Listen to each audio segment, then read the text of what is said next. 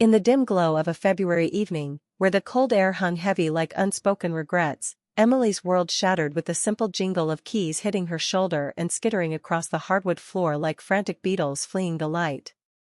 "You ruined my life," Jake spat, his chest heaving with raw fury, veins bulging in his neck like twisted ropes under strain. From his phone, set on speaker, a voicemail crackled through the tense silence, a bright, oblivious recording that seemed orchestrated by fate itself. "This is a reminder to refill your contraceptives, Emily Carter." It was as if the universe had stepped in as a witness, delivering damning testimony against her in their own living room. Jake jabbed a finger at the screen, his eyes blazing with betrayal. "There. Proof. You lied about wanting a baby. You lied about everything." The words hung in the air, sharp as shards of glass, cutting through the fragile tapestry of their marriage. Emily stood there, palms raised in surrender, her voice catching on the denial. "I'm not on anything," she insisted, the word anything snagging in her throat like a thorn. "That has to be old, an auto-refill or some glitch in the system." Her explanations tumbled out, pitched high like pleas to a skeptical customer service rep or a bewildered aunt, desperate to bridge the chasm opening between them. "Jake, think for a second. We've been trying. The ovulation strips lining the bathroom counter, our visits to Dr. Patel, those endless appointments where we held hands and hoped." But Jake wasn't listening. "Trying?" He barked a single, sharp laugh that echoed off the walls like a gunshot. "Trying to hold me back. Do you even care what this costs me? The promotion at the firm depends on perception, Emily. Family man. Stability. Not a wife who sabotages her own husband behind his back. Do you know how stupid I look right now?" He flashed a smile, the kind he reserved for schmoozing at corporate networking events, but it was a hollow mask, cold, never reaching his eyes, which burned with a mix of hurt and calculation. "Pack a bag." Something primal, a survival instinct buried deep in her bones, compelled Emily to obey. She dragged the old carry-on suitcase from the depths of the closet, the one with the sticky wheel that always caught on carpets, a relic from their early days of budget travel and spontaneous weekends. She stuffed it haphazardly, crumpled jeans, a wool sweater that still carried the faint scent of their last hike together, a tangled charger, and the toothbrush with frayed bristles that Jake had promised to replace a dozen times but never did. "You're overreacting," she said, the word exploding from her like a grenade pin pulled in desperation. "Call the pharmacy with me. We can figure this out together, like we always have." He shook his head, retreating into that flat, managerial calm he wielded like a shield in boardrooms. "No more gaslighting. I won't let you talk in circles around this. You knew I needed this, needed us to look like the perfect family. You promised me we were on the same page. You said you were ready." He stepped aside, gesturing to the door with finality. "Leave before I say something I can't take back." The house, once a cozy haven of shared mornings, felt suddenly claustrophobic, smaller than it had that very morning when they'd left matching coffee rings on the kitchen counter beside a stack of negative pregnancy tests, those pale strips like washed-out fortunes from a cruel carnival game. Emily took one hesitant step toward the door and paused, her heart pounding. "Jake, look at me." When he finally did, she glimpsed not just fatigue and rage, but something deeper, fear, perhaps, sharpened into anger to make it bearable, like a blade honed for self-defense. "If you're going to end our marriage over a robocall, at least admit you want to." "Don't make this my fault," he retorted, the words landing like a judge's gavel, sealing a verdict without trial. He snatched her car keys from the decorative bowl by the entryway and hurled them at her feet. "Take your car. Figure out your lies somewhere else." The door slammed shut behind her, the lock clicking with ominous finality before she'd even bent to retrieve the keys from the welcome mat, where they lay scattered like broken promises. Outside, the February air clawed at her lungs, sharp and unforgiving, carrying the distant bark of a neighbor's dog like a mocking echo. The porch light cast a pale cone on the steps, illuminating swirling dust motes like floating ash from a dying fire. Emily stood frozen, the suitcase handle digging into her palm like a brand, realizing with a shiver that she'd forgotten her coat in the chaos.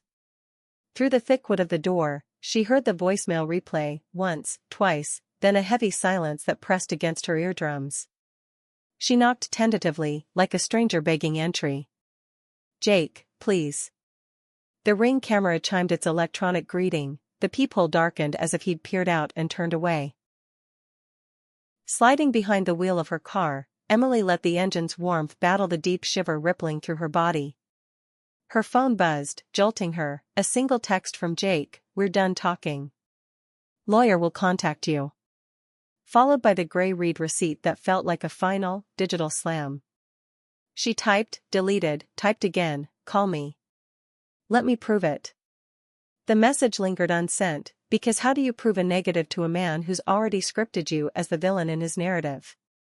On the passenger seat, her purse spilled its contents, a small archaeology of their feudal last year, crumpled appointment reminder cards from Dr. Patel's fertility clinic, the faded envelope that once held their first ultrasound referral they'd never gotten to use, and, buried beneath it all, a pharmacy loyalty card with her name embossed in fading ink. The voicemail's phrasing looped in her mind like a sinister refrain, "Refill your contraceptives." Could an old prescription, forgotten in the haze of optimism, still be active, ticking away like a hidden landmine in some automated system? She stared at their front door, flanked by two glowing windows like unblinking eyes that no longer knew her. But a bigger fear slithered in behind the practical one. If Jake believed this so readily, had he been subconsciously waiting for an excuse to unravel them? Emily shifted the car into drive, because lingering on the curb, pretending she still belonged inside, was a fate worse than exile. As she pulled away, the house diminished in the rearview mirror until it was just another illuminated rectangle fading into the dark tapestry of the street, a symbol of what once was home now reduced to a distant memory. Halfway to her best friend Nora's apartment, Emily silenced the radio, letting the quiet balloon inside the car like an uninvited passenger. Her mind, in the aftermath of shock, did what minds do. It rewound the tape of their life together, searching for clues in the static. Back to those sun-dappled campus steps where they first met, sharing warm beer from red Solo cups, Jake's laugh ringing out pure and unhardened by ambition, to their cramped first apartment with its mattress on the bare floor, where arguments flared over trivialities like whose turn it was to do dishes, but ended in laughter because there was nothing truly at stake, till last spring, when they sat on that same hardwood floor, now in a house they owned, and decided it was time to start a family. Emily believing that choice would weave them even tighter together. How had a single automated message uprooted all of that history? Or perhaps the answer lay not in the message itself, but in the cracks that had formed long before, in the subtle shifts she hadn't wanted to acknowledge. When Emily first met Jake, he wasn't the polished executive who'd just ejected her from their life. Back then, he was the earnest boy with ink-stained hands from scribbling furious notes in political science lectures, the one who could make even bland cafeteria pizza taste like a gourmet feast because he'd sit across from her, sketching grand dreams on greasy napkins, visions of a future empire built on hard work and shared adventures. They were barely 20, and the world felt malleable, like clay they could shape with youthful optimism. He told her once, under the flickering fluorescent light of a dorm hallway, "If we survive finals week without killing each other, I'm going to marry you someday." And years later, against all odds of student loans and entry-level jobs, he did. Their wedding was far from a lavish affair, no grand ballrooms or celebrity DJs, just borrowed fairy lights draped across Nora's uncle's weathered barn, a Spotify playlist on shuffle that skipped to their favorite indie tracks at random, and Emily's mother weeping softly through the vows, dabbing her eyes with a tissue embroidered with faded flowers. But when Emily gazed at Jake that day, his grin wide and crinkled with genuine joy, she thought, "This is it. This is safety. This is the harbor where storms can't reach." For years, it held true. Tiny apartments evolved into a charming townhouse with a garden they tended together. Ramen noodle dinners gave way to sophisticated weekends in dimly lit wine bars, sampling vintages and debating flavors like connoisseurs. They learned each other's rhythms, the way Jake hummed off-key while cooking breakfast, how Emily curled into him during thunderstorms, and she believed they'd mapped each other's hearts completely. The change crept in subtly, like humidity thickening the air before a downpour, unnoticed until it soaked everything. Jake first broached starting to try last spring, his voice laced with an urgency that felt more like a sales pitch than a shared dream, as if he were offering her a limited-time opportunity she couldn't refuse. Emily was ready, or so she convinced herself. She ordered ovulation tests in bulk, arranging them on the bathroom counter like rows of hopeful lottery tickets, each promising a jackpot of 2 pink lines. They scheduled consultations with Dr. Patel, a kind-eyed specialist whose office smelled faintly of antiseptic and quiet optimism. Emily kept meticulous charts, circling fertile windows on calendars, whispering mantras to herself that patience was the unsung hero of this journey.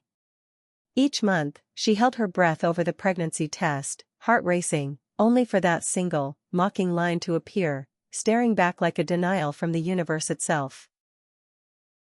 She smiled through the disappointments anyway, murmuring to Jake, "Next time, it'll happen," while discreetly tucking the failed tests into the trash bin, burying them under tissues like secrets she didn't want to acknowledge.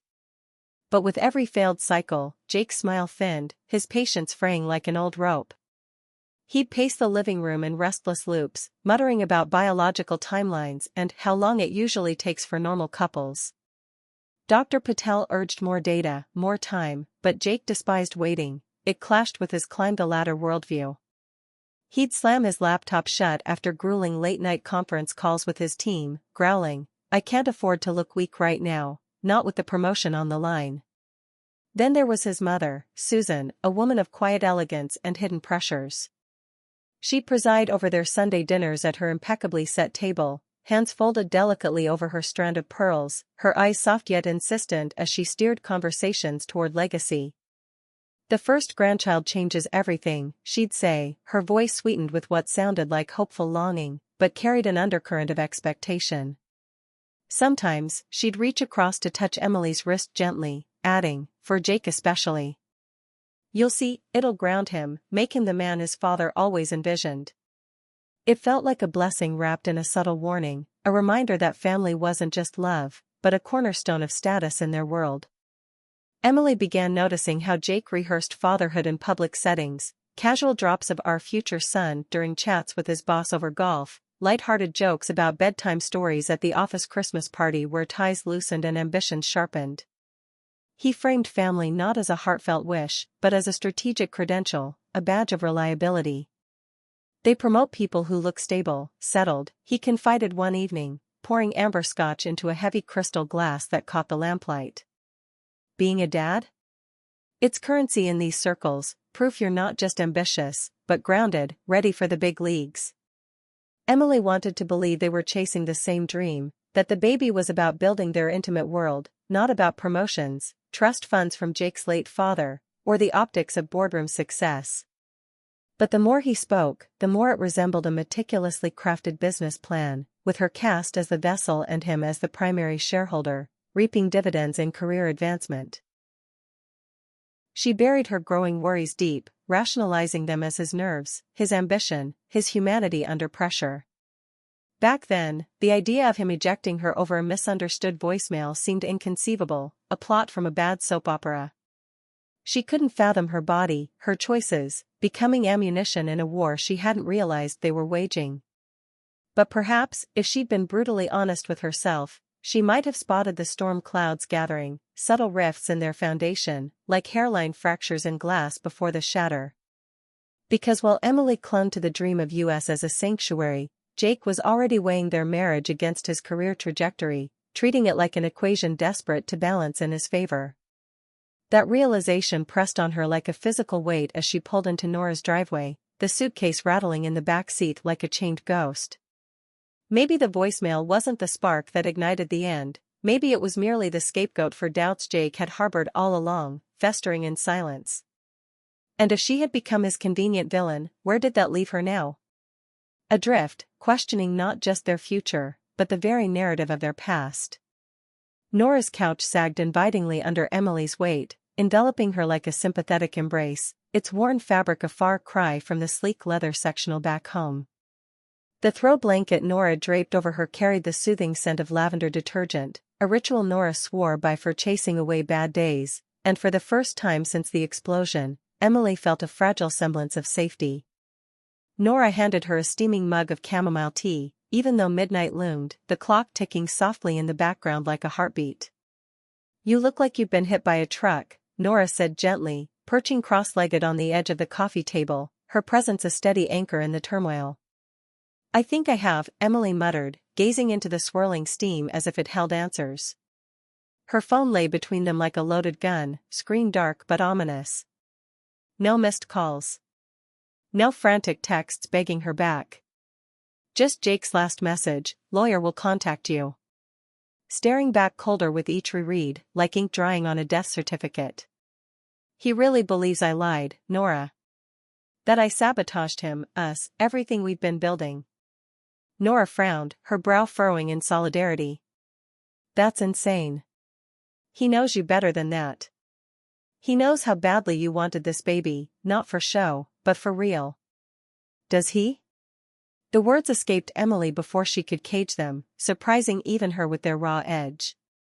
She hadn't intended to voice the doubt aloud, but there it was, hanging in the air. "Because all I can hear is him screaming, like the last year of hope and heartache never happened. Like I'm just some villain he scripted into his perfect life story now." She rubbed her temple, trying to erase the vivid image of his contorted face, where fury and fear intertwined like vines choking a tree. The silence in Nora's modest apartment was a stark contrast to the chaos Emily had fled. No slamming doors, no echoes of accusations ricocheting off walls, just the low hum of the refrigerator and the sporadic whoosh of a car passing on the rain-slicked street outside. That quiet should have been a balm, but instead, it amplified the storm raging in Emily's mind, the walls seeming to lean in closer, eavesdropping on her unraveling thoughts. Her phone buzzed suddenly, and Emily's chest leaped with involuntary hope before she even glanced at the screen. It wasn't him. Just a spam email about credit scores. She exhaled shakily, then whispered into the void, "What if he never answers me again? What if that's it? Just erased, like I was never part of his life at all." Nora reached out, her warm fingers brushing Emily's cold ones in reassurance. "Then you survive it. And when he realizes what he's done, what a fool he's been, it'll be his burden to carry, not yours." She spoke with firm conviction, but Emily caught the fleeting flicker of doubt in her friend's eyes. Nora knew Jake well enough from years of double dates and holidays. She understood that once he latched onto a narrative, he clung to it like a lifeline, rarely letting facts disrupt his chosen reality. Emily wanted to text him regardless, to plead for a chance to explain, to evoke memories of who they were before this voicemail dismantled their foundation. Her thumb hovered over the keyboard, crafting and recrafting words that might pierce his armor. Finally, she typed, "Please, just call me. Let me explain." The message lingered unsent, her finger trembling above the send arrow. Hitting it felt like surrender, like volunteering to stand trial in his courtroom as the perpetual accused. Not sending it felt like abandoning the remnants of US to the flames. In the end, she pressed send. A soft whoosh carried it into the ether. She stared at the screen, willing those 3 gray dots to appear, any sign that he was still connected, still cared. But when the reply arrived, it was worse than the void, a single thumbs-up emoji. Cold, impersonal, dismissive, like rubber stamping a document case closed without a second glance. Emily flipped the phone face down with a thud and curled deeper into the couch, her chest constricting with a toxic blend of humiliation and simmering rage. "He's not even angry anymore," she whispered, the words barely audible. "He's done." Just like that, as if flipping a switch.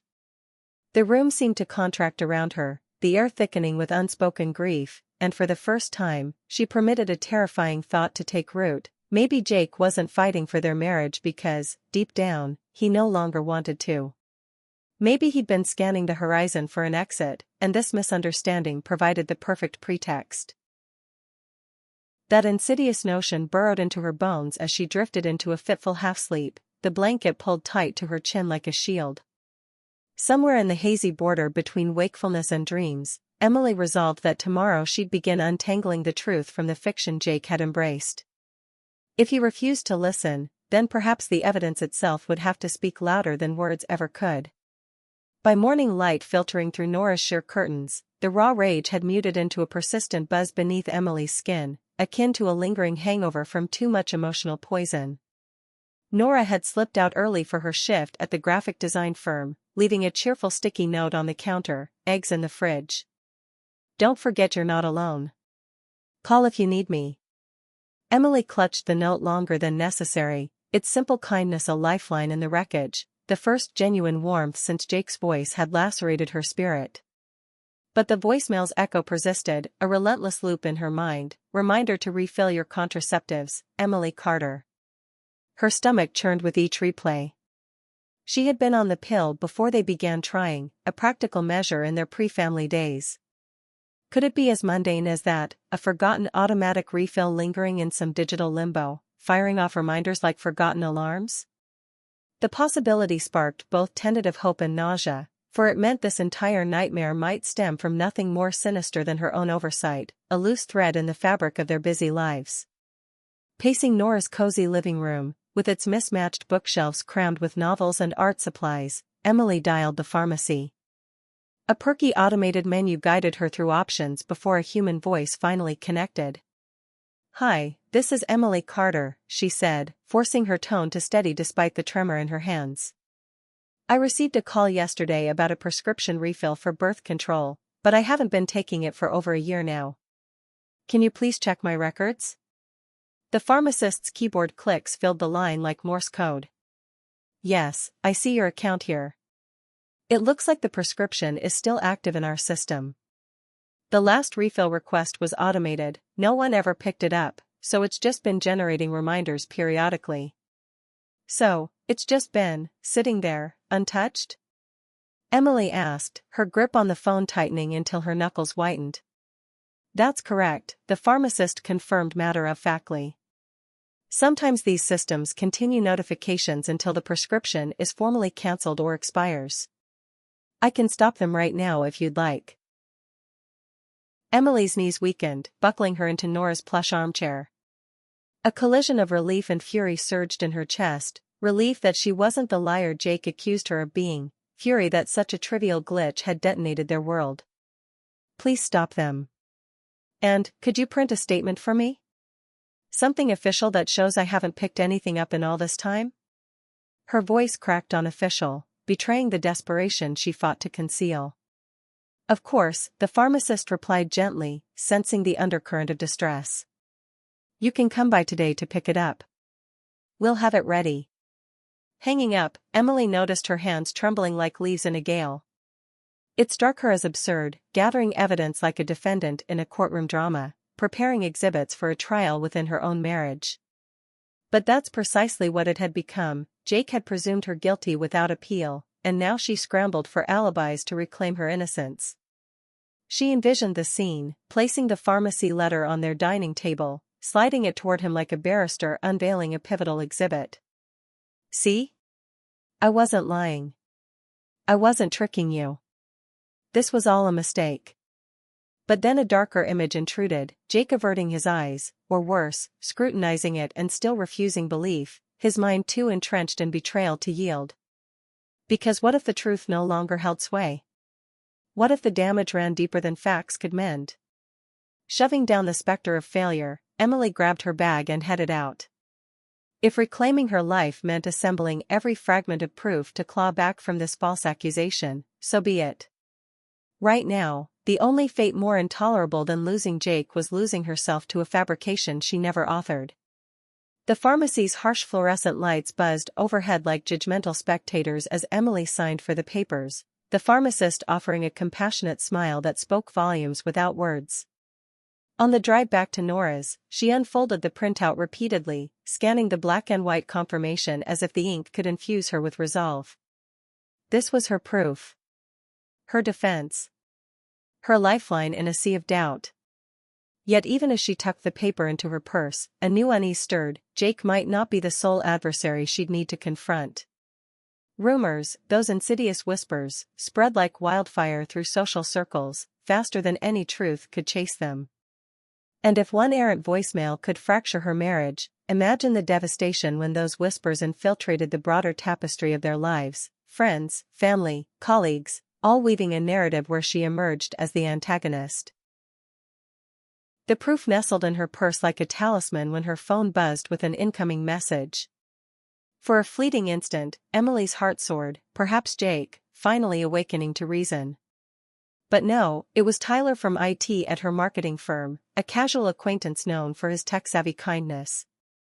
"Emily, just so you know, Brianna posted something on Facebook. Thought you'd want a heads up." Her stomach plummeted like a stone into dark waters. Opening the attached screenshot, the blood rushed from her face, leaving her lightheaded. There it was, Brianna, one of Jake's ambitious co-workers from the firm, holding digital court in a public comments section. Poor Jake. Imagine thinking you're building a family while your wife's secretly on birth control. Can't trust anyone these days. Beneath it, a chorus of reactions from their shared professional circle, gasps in emoji form, sympathetic nods, virtual headshakes, like an audience applauding at a public shaming, her dignity the sacrificial lamb. Heat flooded Emily's cheeks, a burning flush of mortification. Her hand shook as she replied, "Thanks for telling me. Please don't comment." Tyler's response pinged back swiftly, "Of course. Just, hang in there." But his empathy couldn't blunt the sharp reality. Brianna had transformed Emily's intimate catastrophe into a spectacle, fodder for office water cooler chats and judgmental scrolls. She dialed Jake immediately, the pharmacy printout practically searing through her purse like hot coals, but the call rang out to voicemail. She tried again, her heart thundering against her ribs. Finally, a notification, one new message. Opening it, she froze, a solitary thumbs-up emoji. No words, no olive branch, just that emotionless glyph, a curt dismissal as if she were a minor annoyance unworthy of prose. God, Emily muttered, slamming her phone onto Nora's coffee table with a clatter that echoed her fracturing composure. Her voice splintered against the stillness. He's letting them talk about me like this. He's letting them paint me as some manipulative monster. She pressed her palms into her eyes until stars exploded in the darkness. And he doesn't care enough to stop it, or even acknowledge it. Nora, who had returned from work and now knelt beside her, placed a steadying hand on Emily's shoulder. "Emily, listen to me. That's not truth, that's gossip, cheap and fleeting. Anyone who truly knows you knows better than to swallow it whole." Emily yearned to embrace that assurance, but the gnawing doubt clung like a shadow. Because wasn't Jake's silence complicit? If your own husband wouldn't defend you, why expect strangers to? She unfolded the pharmacy statement again, the paper quivering in her grasp. "I have the proof," she whispered, more incantation than statement, directed at herself as much as Nora. "If I just get him to see it, maybe." Her voice trailed off, faltering under the weight of realization. This transcended the pills now. Jake had elected to embrace the worst interpretation of her. And Brianna's whispers were erecting barriers around him, layer by layer, until Emily's pleas bounced off unheard. Slumping back, her chest rising and falling in heaving breaths, the crush of humiliation outweighed even the grief. This conflict had escaped the confines of their home, spilling into the public arena where her reputation, her very sense of self, was being dismantled piece by piece. If Jake wouldn't stand for her, she'd have to muster the strength to stand alone. Yet one piercing question lingered, aching like an open wound. If he'd rather credit Brianna's venomous rumors than his wife's unwavering truth, what other judgments had he silently passed on her? And how many secrets of his own remained buried, waiting to surface and reshape everything? It was evening when Emily's phone rang, the screen illuminating with a name she hadn't anticipated, Susan. For a heartbeat, she contemplated ignoring it, letting it fade to voicemail like so many unresolved tensions. But a cocktail of dread and flickering hope compelled her to answer. Susan's voice quavered on the line, fragile as spun glass. "Emily, can we meet? Just us." Without Jake knowing. Emily nearly refused, tempted to unleash the pent-up resentment that Susan's probing Sunday dinners and subtle nudges for grandchildren had fueled this pressure cooker, turning family dreams into obligations. But the palpable fear in Susan's tone hooked her. "Where?" she asked softly, her own voice laced with caution. They convened in a quaint cafe on the town's outskirts, a hidden gem with chipped porcelain mugs, faded wallpaper peeling at the edges, and a silent jukebox gathering dust in the corner, its neon lights long dimmed. Susan appeared diminished, her usual poise eroded, her pearl earrings glinted dully under the low-hanging lamps as she shredded a napkin in nervous twists. When Emily slid into the booth, Susan seized her hands, her touch icy and desperate. "I should have told you both a long time ago," she whispered, her words tumbling out like a dam finally breaching. Emily's chest constricted. "Told us what?" Susan's eyes brimmed with unshed tears, and the confession poured forth in a torrent. When Jake was 12, he contracted mumps. It ravaged him, high fevers, swelling that wouldn't subside. The doctors pulled me aside afterward, warned me solemnly, there was a high chance he'd never be able to have children naturally. Complications from the infection, they said. They handed me paperwork, test results, grim statistics. Her voice fractured. I locked them away in a drawer, buried under old photos and forgotten mementos. I thought, if he never knew, if he believed he was whole, maybe fate would prove the doctors wrong. He was so full of hope, so certain of his path. I couldn't shatter that innocence. Emily stared, thunderstruck, the cafe's ambient chatter fading to a distant hum. "You knew? All this time? While I've been charting every cycle, peeing on endless sticks, sobbing in bathroom stalls over negative results, you knew the odds were stacked against us?" Her words sharpened, volume rising involuntarily, drawing curious glances from a couple at the counter savoring their lattes. She leaned in, voice dropping to a fierce whisper. "Susan, he threw me out of our home. He accuses me of deceit. And you just, what? Concealed the truth, letting me bear the blame?" Tears cascaded down Susan's cheeks, carving paths through her carefully applied makeup. "I thought he'd seek testing himself one day, when he was ready. I prayed it wouldn't matter, that love would prevail regardless. I never intended this agony. I never dreamed he'd weaponize it against you." Her hands quivered against Emily's. "I am so profoundly sorry, Emily. My fear blinded me." The room's air seemed to evacuate, leaving Emily's fingers numb in Susan's grasp. Her mind hurtled backward, Jake's fixation on fertility tests, his escalating anger, his desperate timelines. Now, it crystallized, perhaps it had never centered on her failings at all, but on his subconscious evasion of a truth etched in his childhood biology, a secret his mother had guarded like a cursed artifact. Gently extricating her hands, Emily pressed them flat against the scarred wooden table to anchor herself. "He needs to know this. He deserves the full picture. You can't withhold it any longer, it's poisoning everything." Susan nodded, her shoulders convulsing with silent sobs. "I know. But I can't face him alone. He'll dismiss it from me, lash out in denial. Please, will you be there when I tell him?" The plea shattered on her lips. Emily wanted to rage, to declare it wasn't her duty to salvage the debris of their family's deceptions. But a lingering thread, the part of her still bound to the man she'd vowed to love through better and worse, recognized the truth: Jake wouldn't absorb it from Susan alone. And perhaps, in this revelation, lay the blade sharp enough to sever the lies entangling them all. Gazing into Susan's tear-ravaged face, Emily's stomach knotted. "I'll come," she conceded at last, her voice a mere breath. "But Susan, after this unveiling, nothing will ever be the same. Secrets have a way of reshaping the landscape they once hid." Susan's dining room had always embodied meticulous tradition, her heirloom lace table runner draped elegantly, the gleaming silver salt shakers passed down from generations, the ornate candle holders eternally stocked with pristine white tapers that cast flickering shadows like guardians. That night, however, the atmosphere crackled with tension, as if the house itself anticipated a seismic shift. Emily sat rigidly in the high-backed chair opposite Jake, the pharmacy papers concealed in her bag like a secret weapon, ready if needed.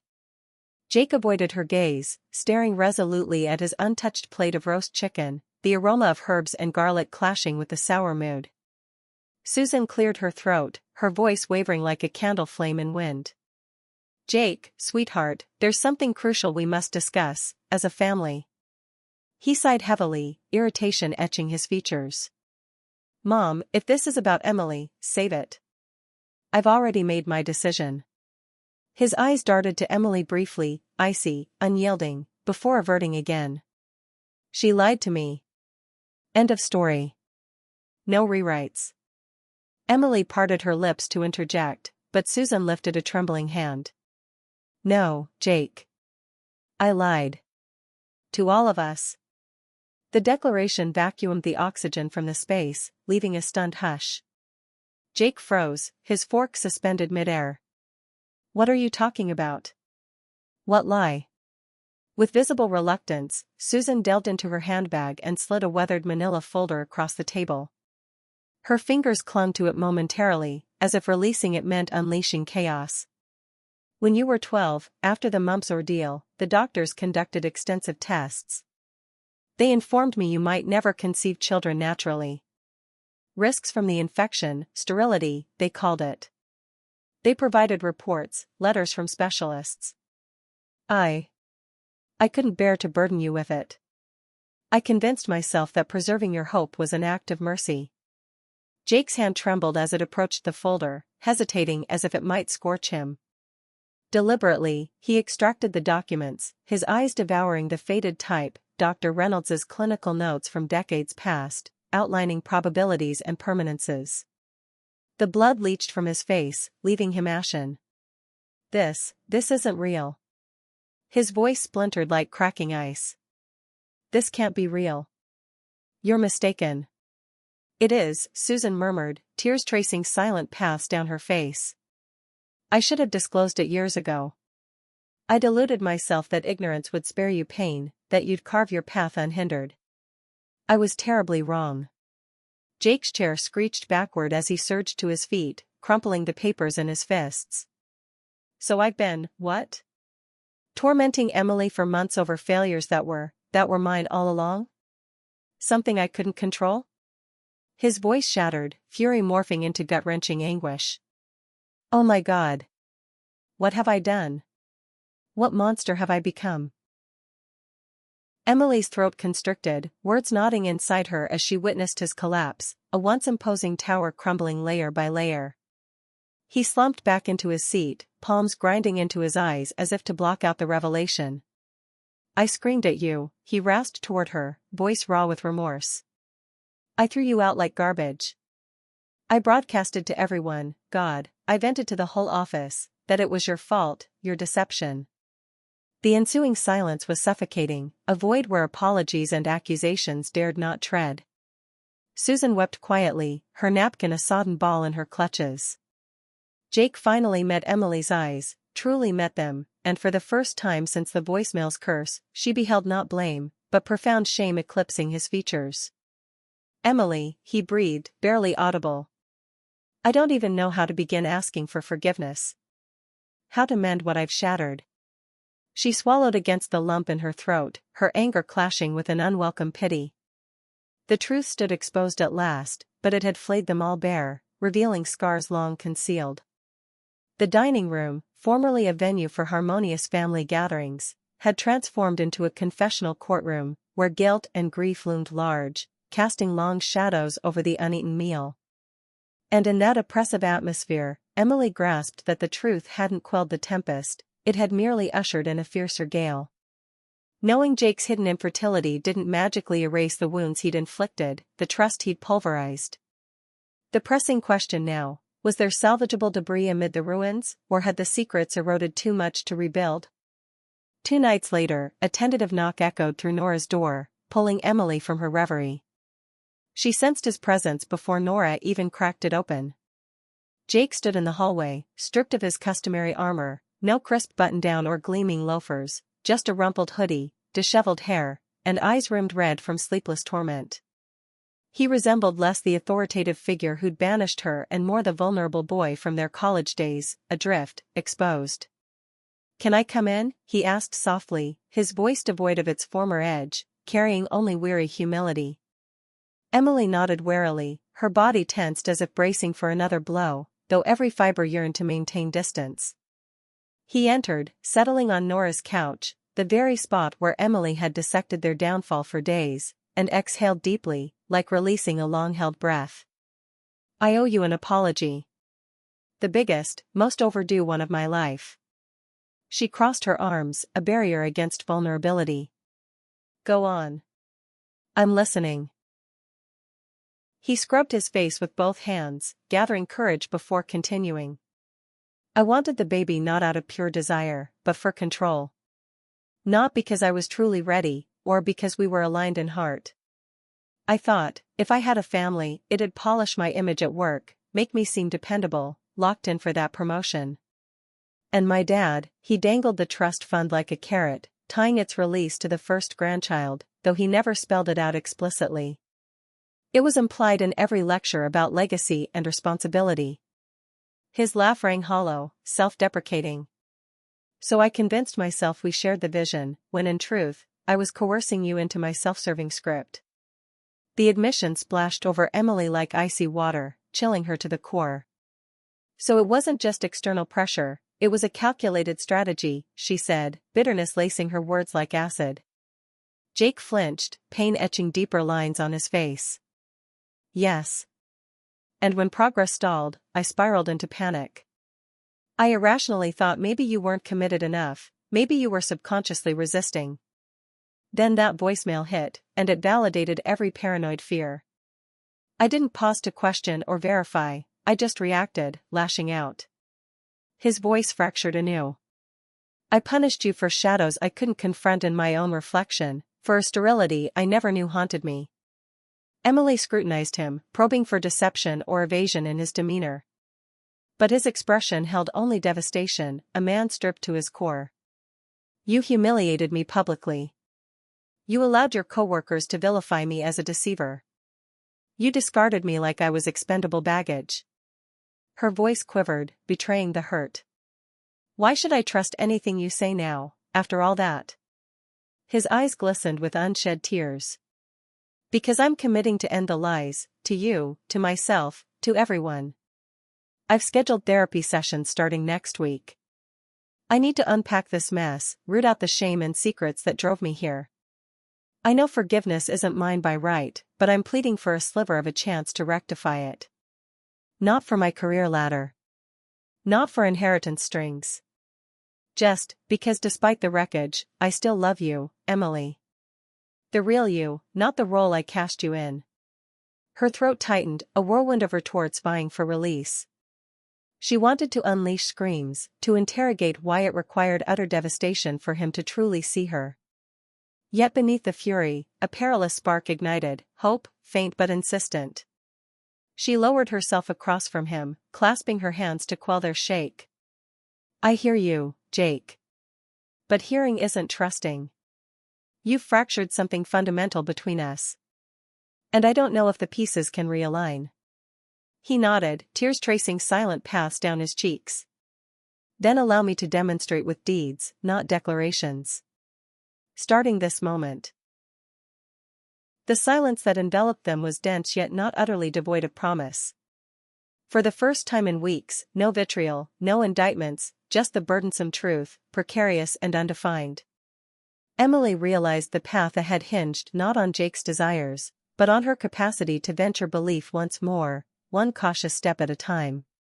Emily hadn't intended to confront Brianna directly, but the gossip festered like an untreated wound, refusing to heal.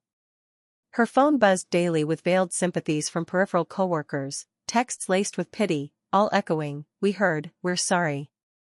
Her tolerance eroded until it snapped. She messaged Brianna bluntly, "Coffee? Just us." Brianna's eager acceptance felt predatory, as if she'd anticipated the clash.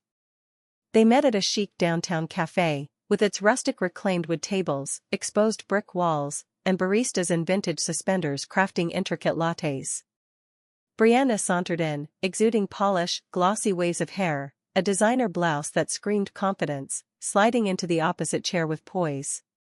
She skipped pleasantries. "I wondered when you'd reach out. Took you long enough." Emily leaned forward, her voice controlled but edged with steel. "Why did you broadcast that I was on birth control?"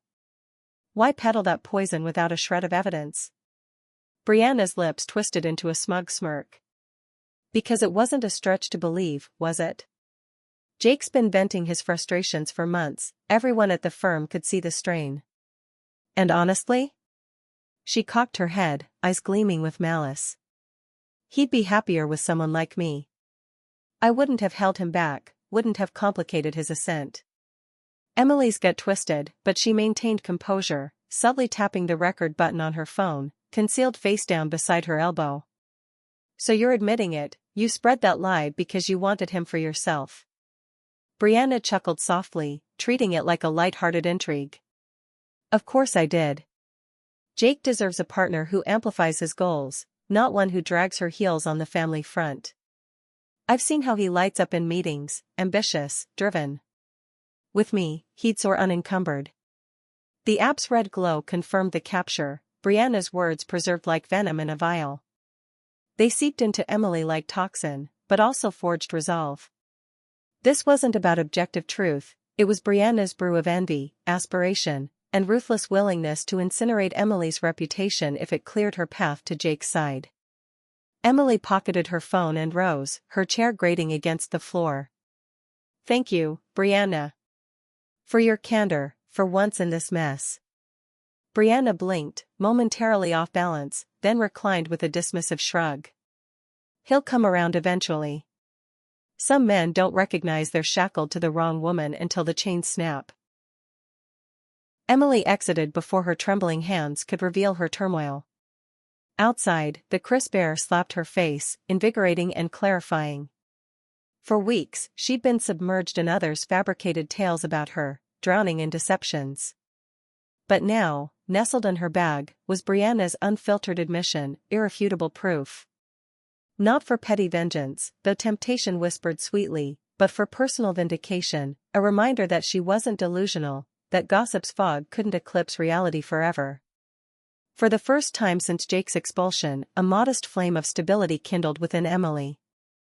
Fear had piloted her, sowing doubt in every recollection, every choice. But with Brianna's spite digitized, a transformation occurred. The fear persisted, but it no longer commanded the helm. As she navigated back to Nora's, Emily acknowledged she now possessed the arsenal she required, not merely the pharmacy documents, not solely Susan's disclosure, but her own empowered voice declaring, "Enough is enough." And perhaps that self-assertion would unlock whatever lay ahead, with Jake or charting a solo course. The initial session with the therapist, Dr. Harris, unfolded in a serene office adorned with abstract art and plush armchairs that invited vulnerability. Emily braced for Jake's retreat into reticence or rehearsed justifications. Instead, he locked eyes with the doctor and confessed, "I demolished my marriage because I couldn't confront my own buried truths." His voice quivered, yet he held steady, unblinking. For the first time in months, Emily sensed his genuine intent to unearth honesty, not just toward her, but inward. Dr. Harris nodded thoughtfully, then pivoted to Emily. "And you, Emily? What brings you to this space?" She paused, the response waited on her lips. "Because I'm weary of dwelling in deceptions. If reconstruction is possible, it must root in authenticity. Not facades of ambition or societal expectations. Just raw reality, painful as it may be." Her words resonated like a personal vow, more binding to her spirit than to him. Later that week, they convened in Dr. Patel's clinic, no longer as opponents but as allies tentatively aligned. The doctor outlined alternatives, donor sperm procedures with their intricate protocols, adoption paths winding through agencies and home studies, delivering them with clinical precision, yet Emily felt the gravity of each option bearing down. Jake extended his hand tentatively, she allowed it, a small bridge. "We'll navigate it," he murmured. Absent were deadlines or ulterior motives, just shared uncertainty and a budding resolve to confront it united. Returning to Susan's, she poured tea with unsteady hands, the china clinking softly. "Emily," she began, eyes welling, "I failed you both catastrophically. My fear dictated actions that nearly obliterated your bond. I'm so deeply sorry." This time, Emily detected sincerity, unadorned by pretense, just unvarnished remorse. Drawing a steadying breath, Emily replied, if we advance, it's under a pact of transparency. No more veiled truths, from you, from Jake, from me. That's the sole foundation worth building on. Susan nodded emphatically, as if the covenant redeemed her as much as it safeguarded them. Weeks onward, as Emily wheeled her suitcase back to the house she'd fled in anguish, her chest constricted at the familiar sight, the porch where humiliation had once pinned her, the door that had barred her entry, the steps strewn with keys like discarded dreams. But when Jake swung it open this time, no hostility greeted her, just a subdued, earnest "I'm with you." She crossed the threshold deliberately, as if entering uncharted territory. And perhaps it was a nascent realm, delicate, erected from the rubble of concealments and fractures. She couldn't predict endurance, couldn't guarantee full trust's revival. But she knew this, she returned not as a supplicant craving absolution or validation, but fortified with boundaries, truth her unyielding shield. For the present, that sufficed. She permitted belief in him for one additional day. As the door latched shut, Emily comprehended that belief, not unwavering certainty, not illusory perfection, was the true compass guiding forward.